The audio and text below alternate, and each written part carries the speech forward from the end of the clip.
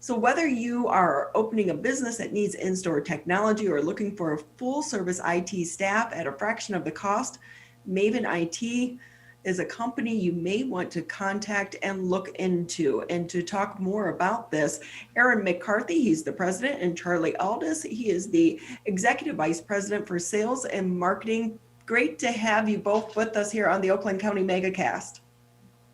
Good morning, Ronnie. How are you?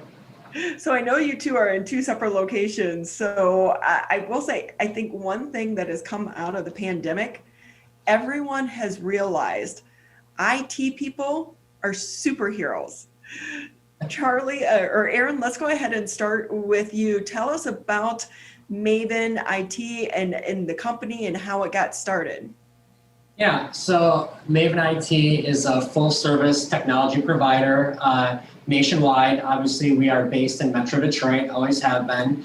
And I formed the company a few years back because I saw a gap in support for these small and medium businesses. You know, if you're a large business, you have on-site staff, you know, things go as predicted. You hire your staff, they take care of your technology needs, you know, phones, computers, door access, all these things that run in your network, and everything, you know, goes as planned. But what I saw was there are smaller companies out there, small, medium businesses primarily, that they don't have access to those resources. And, you know, just obviously seeing that, I said, well, there's obviously an opportunity here to provide those companies with the level of support that they really need. So hence, here we are with Maven IT. And I'd been working with Charlie at a previous company. I had started the business myself for about a year or so. We crossed paths again with Charlie, and we had that working relationship, and brought him in to essentially help us move it to the next level after proving out that, yes, this theory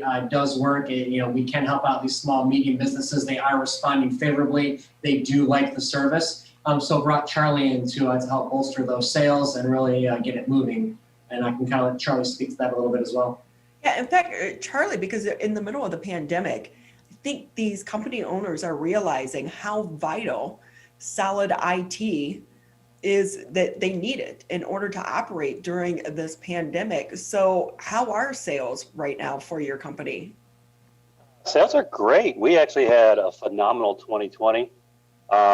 We tripled revenue from the previous year, and we're a startup, so we better be growing, but that growth was beyond our expectations, and we're really happy with that. And we have plans to more than double for 2021 as well. So with that, what is the most in-demand service that some of these smaller companies need right now? I would say that data security is the big thing right now, and that comes, with us. That comes in a lot of ways. You know, we do a lot of remote monitoring and management of people's PCs, things like firewalls and, backup and things like that. You know, there's been a lot of news lately. There's always news about some sort of breach, something like that. So data security has been a big revenue generator for us, which always leads to something else as well. And unfortunately, small and medium businesses are largely becoming more and more of a target because the hackers have figured out that they don't have the resources the big companies have. And ransomware in particular has become a major issue. And so we have been doing our part to make sure that doesn't happen to our customers. And when you say a ransomware, what exactly is that? Aaron's more the technical guy, but I can give you the layman's version of it. So a hacker gets into your network and they encrypt your data. And Aaron, make sure I do this right here. They encrypt your data and make it so you cannot use your data.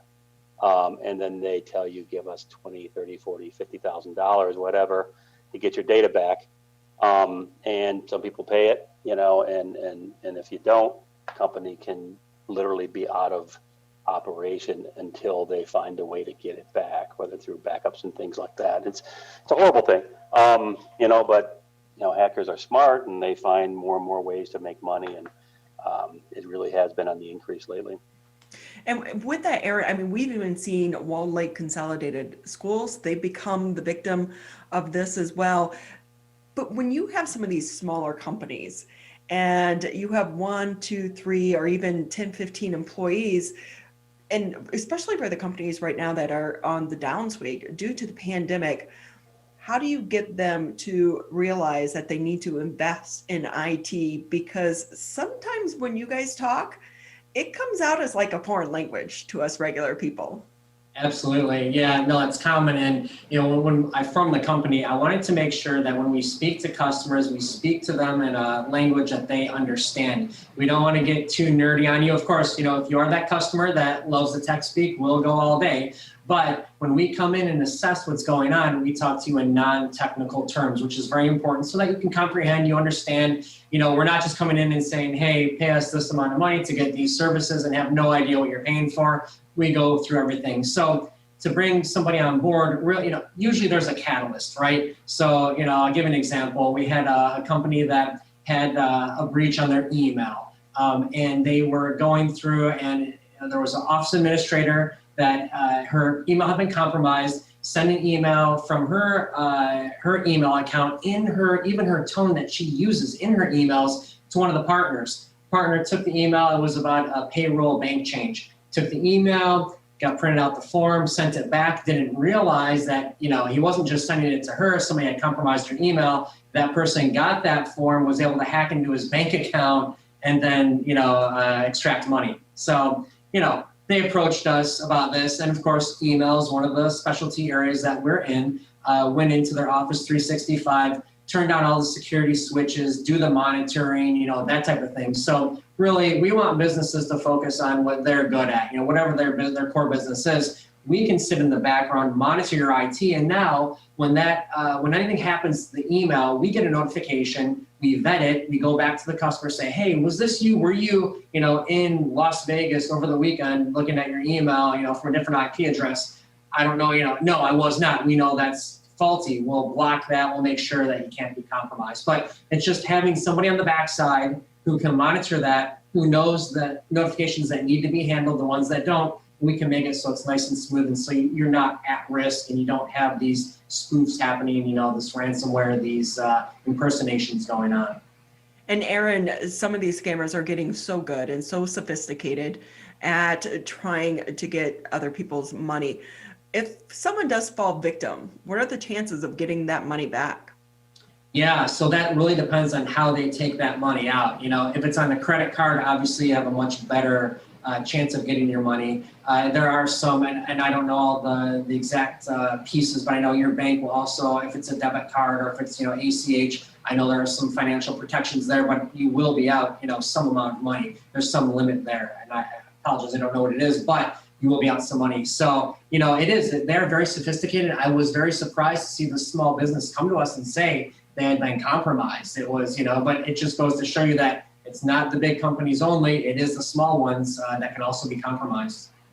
So Charlie, you had mentioned that more and more smaller and medium-sized businesses are being targeted.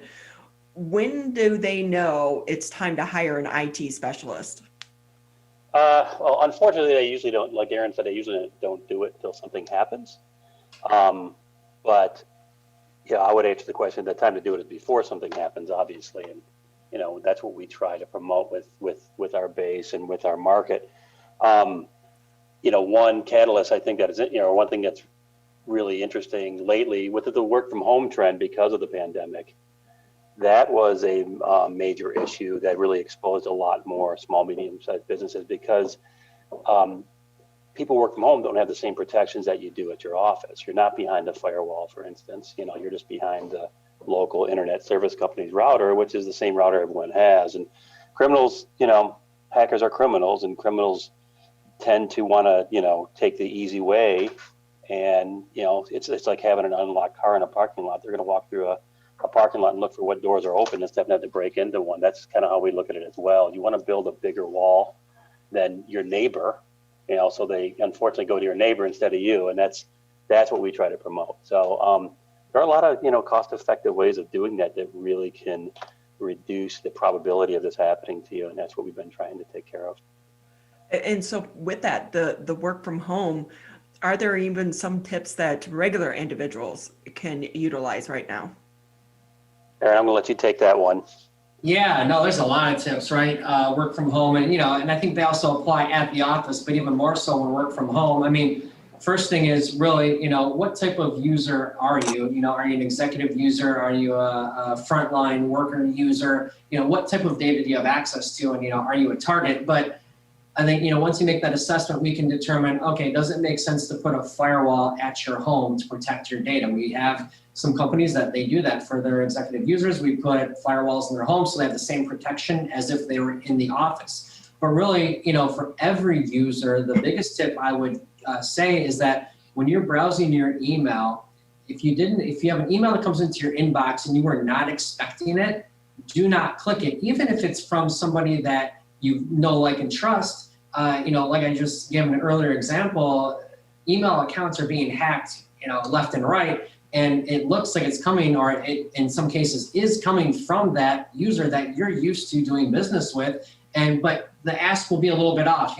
Is there an invoice that you're not expecting, and they want you to open this invoice to take a look at it? And when you do that, you could potentially be putting yourself at risk. So I would say the biggest thing for any user is don't click on any emails that you're not expecting, even if it's from somebody you know and trust. So Aaron, with that, what are the chances of some of these scammers actually getting caught and prosecuted? Because this seems to have been going on for so long, but of course with the pandemic, it is being exposed and exploited so much more now than ever before. Yeah. Something's got to be done to catch these people. Yeah, no, 100% agree. And that's where the really hard part of the equation comes in. Like I was telling you with the other customer that came to us with the email hack that they had, that money that was extracted from the bank account, we have the IP address of where that hacker came from. But the thing is, these guys are sophisticated. They're not, this isn't their first, time going around doing this. They hide their IP addresses. So it's, it's a behind a shroud essentially, but multiple shrouds, not just one. So to find that end user that caused that hack is very, very difficult and takes a lot of forensics and really in detail forensics. I wouldn't say it's impossible, but it is very difficult. And, depending on the amount of money, law enforcement may not take that forward. You have to pursue them and it's not easy. Another piece of that is a lot of these hackers are from outside of the United States. So that adds that extra layer of security. What a nightmare. Oh my gosh. Hey, Charlie, if I could throw the conversation back over to you for just a second here. I know that you said really your company is, specializing in the small and medium sized companies. And with that, what types of services, and do you have different levels of services for some of these companies to try to look into? Because if they're experiencing a downturn right now, it could be hard for them to say, hey, I need to shell out more money for some of these IT services. Yeah, we have different levels. I look at it more as different product lines. We have a very broad portfolio. So, the way we describe it is we can provide services for anything that touches your network and the network itself. So it can be as basic as, brokering your internet service. On one end of the spectrum, the other end of the spectrum is providing the technology for everything that touches your network. And that means PCs, email, Wi-Fi, security cameras, door access systems, phones, firewalls, all the data security components, all of those things. And so we have different packages that try to meet the needs of the different customers. So we also provide multi-product discounts. So if a customer goes to us for multiple products, they're going to save more over time. The good thing is most of the things we provide, people are going to need. So you generally have to have it. You're buying it from somebody, and we really try to push the idea of buy it from one provider.